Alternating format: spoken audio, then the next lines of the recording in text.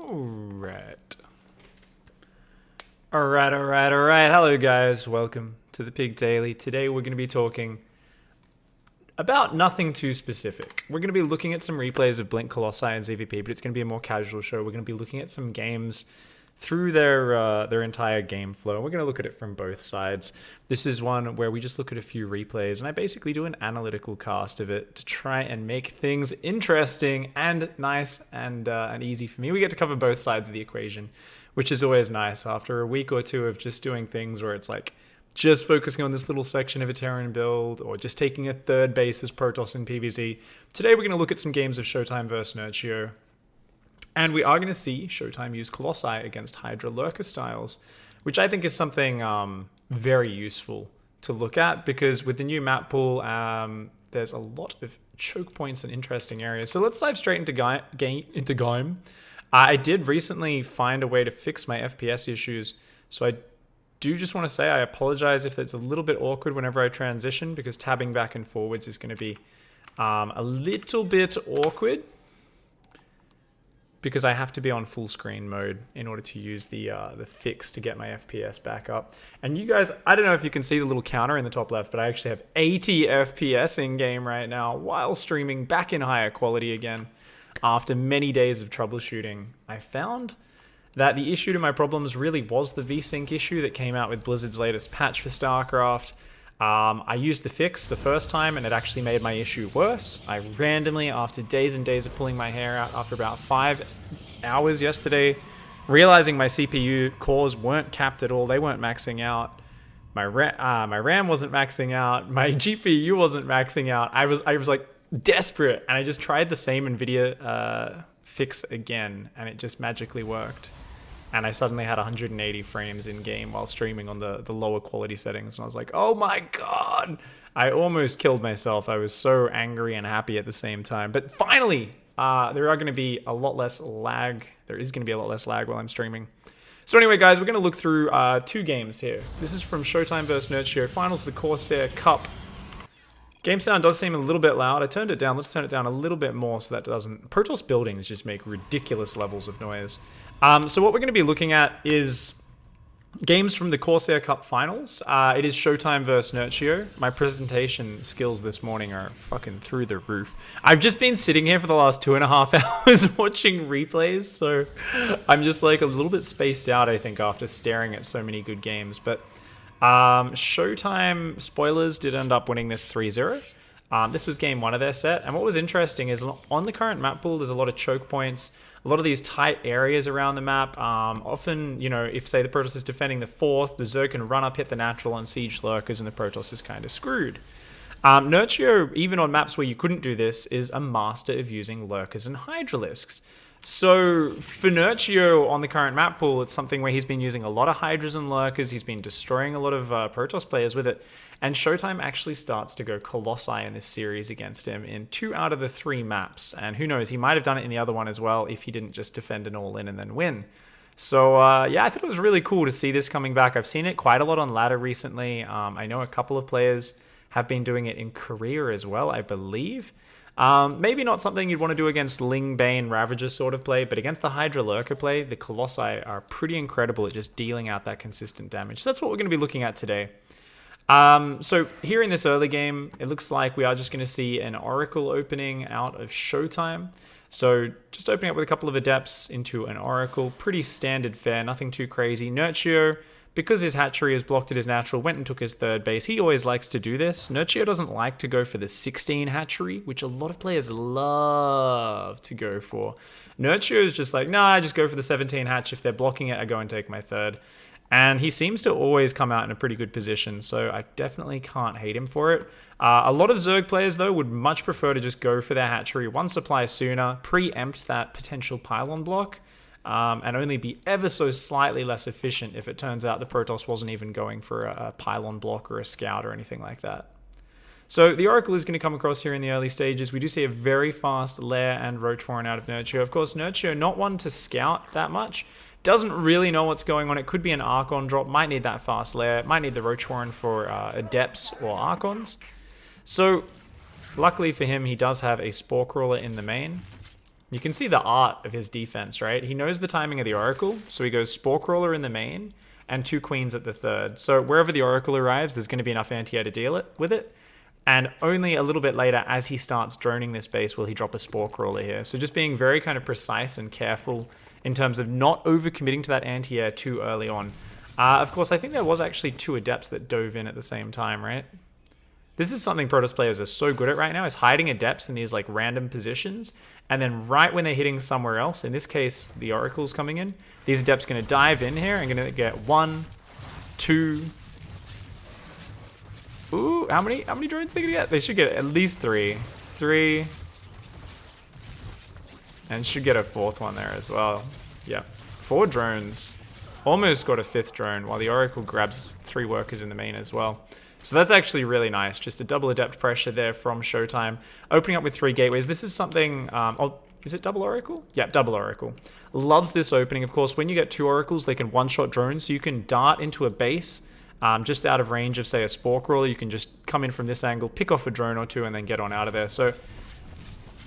Ooh, he's going to go very deep with that. Does get 2 drones. Takes a lot of the damage off the hull of that Oracle, though, so that does hurt him a little bit. Let's put those damaged health bars on as well. I am so organized today. Oh my god. Oh my god. Interestingly, a Void Ray does come out here for Showtime as well. Now, this is really cool. I like this Void Ray a lot for 2 reasons. One, if you see there's a bunch of Overlords around your base, that's always going to be decent. Now, if your opponent doesn't go Overlord speed, the Void Ray is always going to be able to kill at least 1 or 2 Overlords, so it's already kind of paying for itself.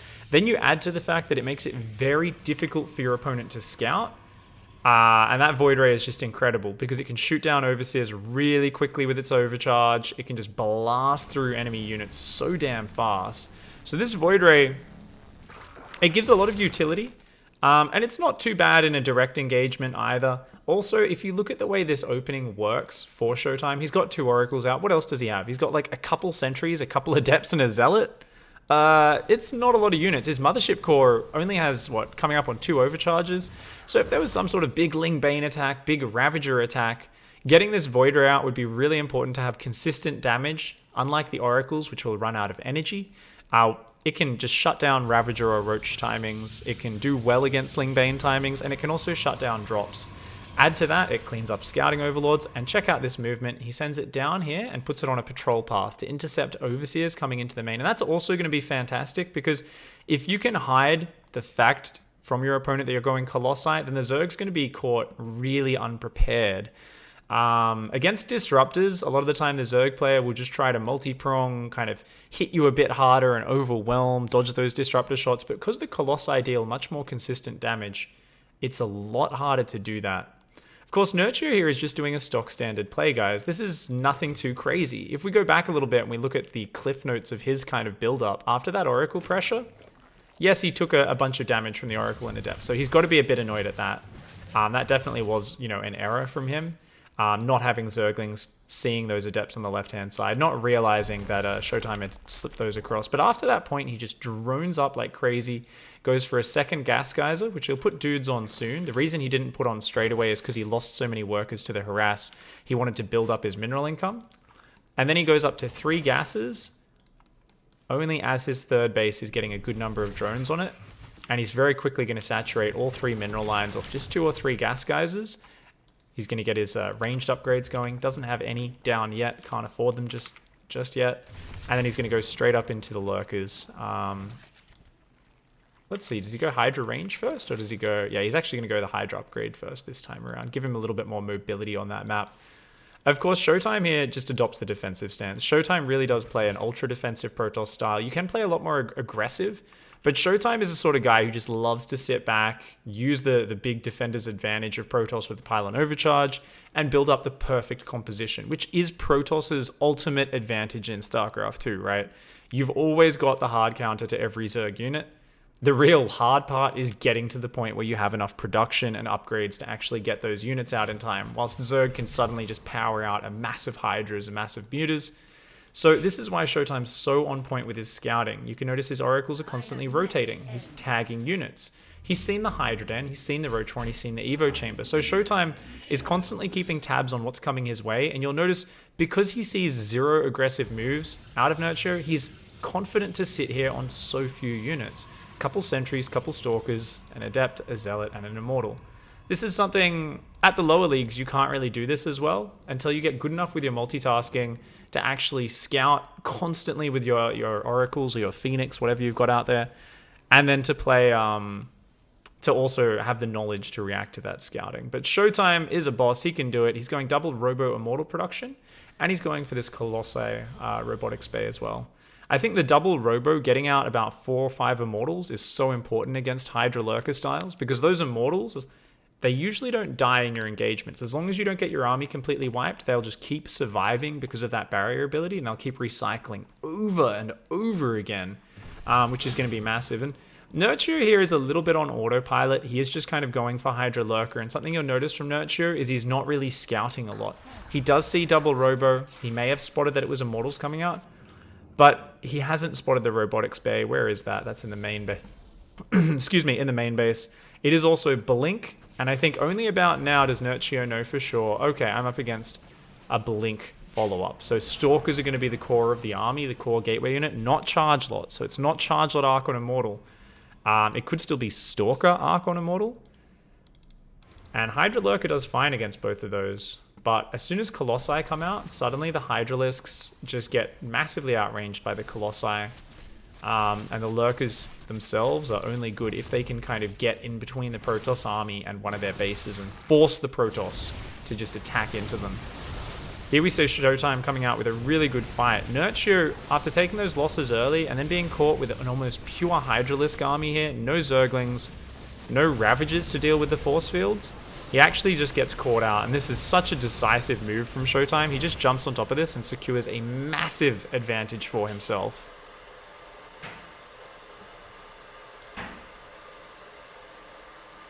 At this point, we do see a Spire down for Nerchio. This is kind of this weird point where very soon Nerchio is going to realize what he's up against, and he's going to try to add Corruptors in, but I feel like he's already way behind from here. So already we can look at this and say, well, this is not the ideal game to see if both players are neck and neck when Colossi come out, how do they do? But it's interesting to see the way Showtime builds up to it. So either way, it's still very useful for us to look at that and to think about how do you potentially beat this as Nerchio. It's so hard having his army constantly tagged. So let's talk about a few of the details. Like from Nerchio's side of things, what the hell do you do against this stuff? How the hell do you kind of assert yourself on this map? I think one of the most important things would probably be to split his Hydralisks up a little bit more when he's moving out on the map at first and try to kind of zone out these oracles a little bit. I think the Oracle Revelation here, the abuse of that is just so powerful by Showtime. He just keeps constant map hacks on the army. He's just like, yeah, I can see everywhere you move. If you spread your army out a bit and have maybe just a couple Hydralisks always moving ahead of your army, it's a complex maneuver. It's something you don't always want to waste APM doing. But if you can do that, it can be massive because then the Oracle can't come in and just see everything. If it tags 3 or 4 Hydras, you can split those 3 or 4 Hydras away from your army and your opponent won't actually know where you're moving. So I think there is potential for some sort of spread and zoning from Nerchio in order to kind of lessen the impact of that. But I do think he also spotted these Colossi incredibly late, which is why we do see the Hive coming down now.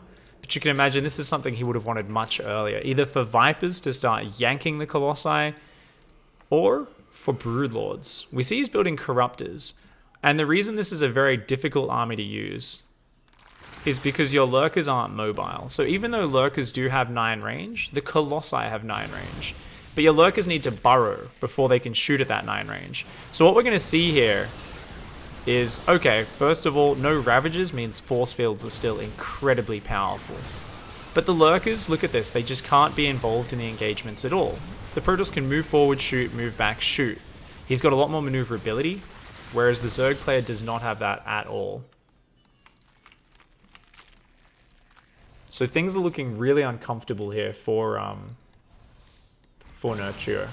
Obviously, he's way, way behind, but what you need with this army is to come in from every single angle. You need to try and surround this force, get on top of it, or try to counterattack and base trade it some way. But being caught down this far in the supply count makes things incredibly difficult. And the thing is, you can't even really hold a position because the addition of these disruptors does give the sort of siege breaking potential where those disruptors can come in, blast the Lurkers from out of range, And also, if you don't have a full surround, we see here, if you're ever attacking front on into disruptors, your units clump up like crazy, and everything starts to fall apart a little bit. So this is just a very clean game from Showtime. From the very opening adept pressure, he did get himself in a really nice position. And from here, he just very calmly closes it out. You notice he keeps attacking. And what I find really interesting is he just goes to 3 Colossi. Doesn't want to mass Colossi. This isn't HOTS. You don't just go up to like 8 Colossi in your army with mass building Stalker. But he adds the disruptors, he diversifies his tech, and then he adds Storm. I think for low-level players, this is like definitely something you don't want to do at home. I say low-level players. I think even most GM players don't want to be controlling Storm, Disruptors, and Colossi in their army because it's so hard to land both types of AoE.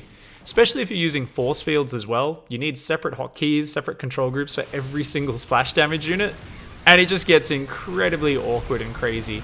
But Showtime here has shown this is a style he uses in PvT as well, where he just can control every type of splash damage all at once. And it actually works very well for him. He just focuses mainly on the Colossi being on his main army, of course. Doesn't micro them manually too much, except the occasional pullback or focus fire. And then the storms landing all over the opponent's force. Later on are really big, but early on it's just the disruptors. He just kind of manually controls the disruptors, throws force fields if he needs to, and then he'll add storm in. I think if you're a regular pleb like myself, what I would be doing with this same sort of style is I'd probably be going storm rather than disruptors, because storm is going to stop the corruptors. So the corruptors are the big problem with the composition here. We see Showtime's Colossi got cleaned out because he didn't have storm. He couldn't really shoot down those corruptors very well. Even if he focus fired with his stalkers, they take a long time to die. The corruptors get very exposed.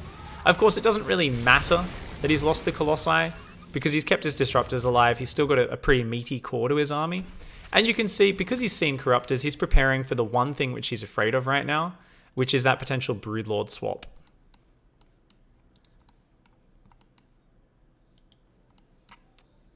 By the way, guys, I think all the fast forwarding and slowing down has really screwed my computer up because apparently my frame rate's back in the dumps.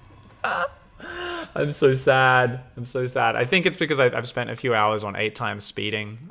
So maybe I just need to give the fast forward and rewind a little bit of a break, as that seems to be lagging just a bit. But we'll see how we go. Every time I try to fix my computer, I swear it just screws up again. It finds a way. But it should be all good. Could be all the constant tabbing in and out as well. So I might just have to restart my game after this show. Alright, lurkers are here. Yeah, Nerchio's dead. He makes some Broodlords. Tempests are already out, and it's pretty much over. Not much to see from here. There's Storm added in as well, which is just disgusting. Let's have all the AoE. Storm, Disruptors, Stalkers, Tempests to siege down the air army from afar. And there's not really anything Nerchio can do here. He's just too far behind. He lost too much momentum early on. He's way down in army supply. Barely even in economy against a far superior army. Feedbacks are landing on the Infestors. Broodlords are focused down by the Tempests. The Disruptor shots fired on the Lurkers. And the rest of the army pretty much just A moves with Guardian Shield. GG. The power of... Here it comes, here it comes. The power of Protoss. GG. G to the G. Cool, cool. So, that was a kind of interesting game. Let's look at one more game as well. And I just want to check this out, because I do feel like these Colossi styles are just so awkward for Zerg to play against. I think the power of force fields suddenly becomes so much more powerful as well, because if you look at the way these Zerg players are playing this, they want to skip out on Ravagers. You're going for such a gas-heavy composition. You don't want to be building a whole bunch of Ravagers with this army. You want to be hitting a hard Hydra Lurker timing, and you want to be trying to do a lot of damage to Protoss. You want to trade out with the Protoss army before the Protoss can build up the perfect composition. You want to stop the Protoss getting a 4th base. You want to kind of, really limit them in some way. And the Colossi, I think, combined with the Sentries, really makes that uncomfortable for the Zerg player. It's like, hey, I've suddenly got the far superior range on my army. I've got reliable splash damage. You can't just dodge a few shots and then engage like you can with Disruptors. Multi-prong as well, not as powerful against Colossi because they deal consistent damage. If you A-move them, they still do their job. Whereas Disruptors always have that weakness of, Yeah, your A mover disruptor, it kind of doesn't do anything. It just kind of sits there and walks into the front of the battle and dies. So yeah, basically Colossi is very interesting in this way because I think it really re-empowers the Sentry. I think it's great against players who want to be going like Ling, Bane, Hydra. If you get up to a certain number of Colossi with Sentries, it's just incredible. Blink already, I think, was really good for defending a lot of timings against Zerg. Because against, say, your 50 drone attacks, your 60 drone, like, yeah, I've kind of got a 3-base saturated, but I'm only on 4 or 5 gases. Here's a crazy amount of Ravager Ling or Ling Bane Hydra on, you know, just 4 or 5 gases. Those sort of fast attacks suddenly lost a lot of power against Blink Stalkers because force fields become so effective because Blink Stalkers have range. So you get this kind of interesting scenario where it's like, okay, now let's take that another level further, add Colossi on top of that, and even if you're going for that, like, 75 drone, 80 drone, Hydra Baneling, even if you add a few Ravagers in the mix, the force fields are still going to slow down your pushes a lot, and it's just going to make it very difficult for the Zerg player to engage with that mid-tier army, especially if you're using choke points. So I talked a bit before about how Belshir has a lot of choke points where the Colossi become incredibly powerful. Think about like Abyssal Reef. That map is just terrible for someone fighting against Colossi. There's so many choke points on that map. So more than ever, it has to become about trying to counterattack and kind of outposition the Protoss player as much as possible, or teching up to that Hive tech, which is something which a lot of Zerg players have shunned in Legacy of the Void, and the reason for that is it gives more time to Protoss. And in general, the more time Zerg players give to Protoss, the less comfortable they are, because they feel it gives a Protoss who's scouting well enough time to look at it and say, hey, Zerg's going Hive, cool. I can go up to the Tempests to counter the Broodlords, or I can just get 6 or 8 Immortals to counter the Ultras, or I can add High Templar to counter the Vipers. And as we talked about, the whole pattern of Zerg versus Protoss, it's all about Protoss has the perfect answers to everything Zerg has. Zerg's whole game plan is to surprise the Protoss in some way, or at least hit him before he can be fully ready for it. It doesn't necessarily need to be a surprise, but it needs to be something that the Protoss can't deal with at that moment in time. So I think generally Colossi is kind of throwing a spanner in the works. I've really got my eye on seeing, you know, is this something which just invalidates Hydra Lurker as a style? Will we see Nerchio in games where he doesn't have such a poor opening, where he isn't taking so much damage, and he just finds a way to make it work? In this series, this is the final game of the series. The game on Abyssal, Nerchio actually tried to do a Ling Bane Queen all-in, and it was held with some very good force field usage, overcharges, and warp-ins from Showtime. But here in this final game, we saw an Archon opening, but it's the same sort of convergence point and pattern. Takes a third, gets down sentries, starts Blink, starts Immortal productions. You can see warping in more than just the 1 or 2 sentries we started to see a lot of the time with Charge Lot Archon Immortal, a style which wasn't as reliant on force fields. Often going up to 5 sentries with this style does Showtime, and he's still going to go to Colossi off the back of this. So no matter what the opening, he shows that he seems to think this is a solid style right now. I know a hell of a lot of the players on ladder have been enjoying doing it against Zerg. Let's just fast forward to the interesting point. Let's look at Nerchio's proposed solution in this match. Now, because this is a sort of awkward spawn, Nerchio does try to kind of play to the spawns with an interesting approach. You'll notice he's getting Overlord speed, the Hydra upgrade, +1 range, and he is not droning his 4th base. He hasn't started building drones for it. He hasn't taken the gases. Normally, at high levels, you'll always see players drone these bases before it finishes, so at the moment it finishes, it's already mining the gas there. But Nerchio actually is going to go for a big drop. Now, this doesn't work out, but let's talk about this in theory. So, obviously, it makes sense on this map because you're threatening the front, and if the Protoss army is trying to defend this choke point or down here with the cannons, and then suddenly you drop in the main, how does the Protoss army get there? It has to go... Takes a long time to get up there.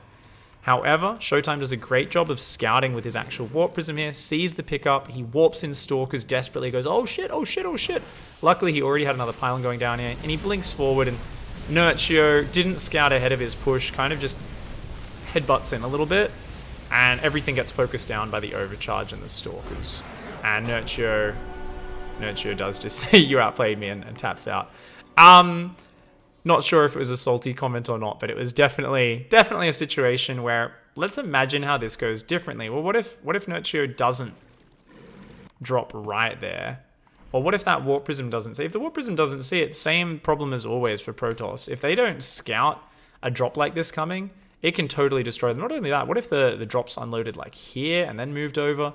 That potentially could have worked. Even if they came through on the backside, maybe that would have been slightly better. But because there was like double overcharge instantly, it became very tough. Potentially Nerchio should have simply rejoined his army once he saw the Stalkers come forward. Maybe lose one drop Overlord. Ooh, sorry, bumped my mic. And then play it from there. So it's always going to be a bit of an awkward situation though, because as a Zerg player, you definitely, if you invest in Hydralisks, you say this is a short-term unit. This is not a unit which scales well later into the game, especially when there's things like Colossi out in the field. So there's this real pressure to do damage. And you can see this point here. The Colossi aren't out yet. Let's imagine there that Nerchio goes for a frontal attack. Can he break this with Roach Hydra? I think he actually does maybe potentially have a small shot at it. The big problem is you can see Showtime's very aware that overcharging cannons are so important to defending. And once again, force field is the real big problem. If Nerchio were to break this, he needs to have at least four, probably 5 Ravagers. And even if those Stalkers are here on the front, he would need to come in with a big angle, try to kind of siege him down a little bit. But the moment you start committing to just masses of Hydras and Lurkers and you don't realize what the Protoss is up to, that's where things go really badly. In this game, did Nerchio know he was up against Colossi again? No. Once again, he was a little bit on autopilot. He wasn't necessarily reacting to exactly how Showtime was playing. Did he know it was a double robo play? No, he had no idea. So Nerchio was just kind of playing PvZ. Showtime was on top of everything. He scouted it and defended. Bit of a roll. But I'm very curious to see how this style kind of evolves over time. You guys can tell this was very much just a show which I did on the spot. Don't really have that many preset points or anything like that. And it was just something where I wanted to look at those games and kind of have a think about that stuff as we went. All right. Let me take a look at chat. So many stream issues. Yeah, sorry for the background noise there, guys. That's all right. I got to adjust my mic settings just a little bit because the noise echoes out of my kitchen very badly.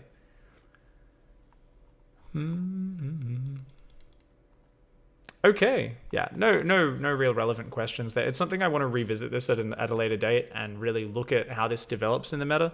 One reason I'm not sure if it will develop that much is because Koreans are just going Hydra Baneling a lot of the time.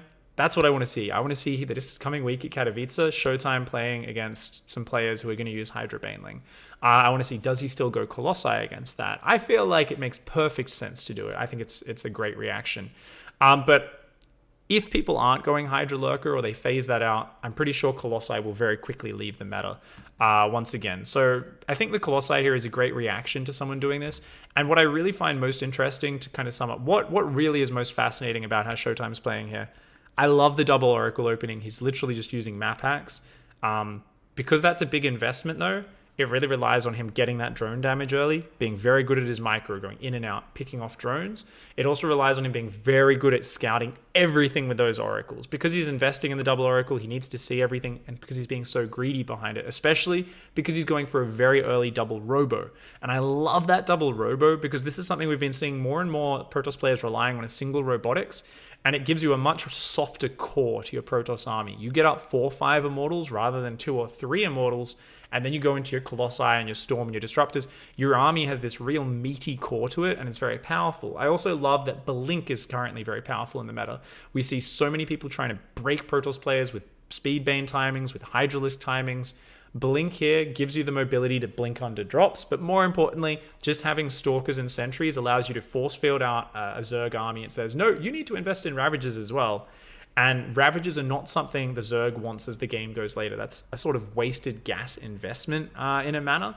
So I remember way back in early 2016, Protoss players first discovered this, and they were like, hey, let's push Zerg players, because if I can push him, even if it doesn't kill anything, if I just pressure the 4th It'll make sure he doesn't just drone his 4th up instantly, but most importantly, it's going to force him to build Ravages. So we've seen all sorts of immortal sentry-based timings throughout, the past year and a half of Legacy of the Void evolving, and it's been a very important limiting factor in, hey, let's make sure Zerg can't kill us. Even though we see Showtime here doing the same thing on a more defensive stance, saying you can't kill me unless you have Ravages, it's still that same way of pushing the game into the later stages. And if Zerg just overinvests in those units, the great thing here is, before it was, okay, I've got to push you with those sentries to get value out of it. If you're using Colossi, it's like, well, it's fine, because those Colossi, they mesh with those force fields so damn well with that superior range that it's going to work out. It's going to give me value either way. So I don't know. I'm really curious to see how this evolves. I'm just kind of musing here and seeing how it goes. So thank you very much for hanging out, guys. Hopefully you enjoyed just a little look at those games. Congrats to Showtime, by the way. The 3-0 on Nerchio is no easy feat. But he did it, so thank you very much for watching. I will be back tomorrow at the next few days with a few more Better Plan dailies. Thanks for hanging out, guys. Don't forget to hug a watermelon, kick a walrus, and of course, punch a watermelon to the moon. I'll see you guys next time. Goodbye and good night.